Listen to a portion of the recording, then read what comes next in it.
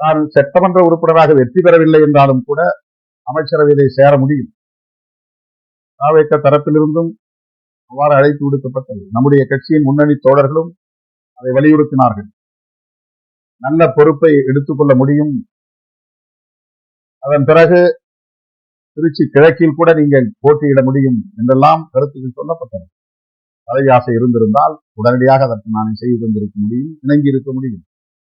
தொடக்கத்திலிருந்து நான் சொன்னேன், கட்சியே அமைச்சரவையில் இடம்பெறாது என்ற முடிவெடுத்த நிலையில் பிறகு இடம்பெறுவது என்று வந்தால் நான் அதற்கு இணங்க மாட்டேன் என்பதை உறுதிபட சொன்னேன். இப்போதும் பல பேர் திருச்சி கிழக்கிலே திருமாவளவன் போட்டியா என்றெல்லாம் பேசிக் கொண்டிருக்கிறார்கள். 100 விழுக்காடு நான் சொல்லுகிறேன், நான் எந்த இடைத்தேர்தலிலும் போட்டியிட மாட்டேன். அதற்கான வாய்ப்பில்லை.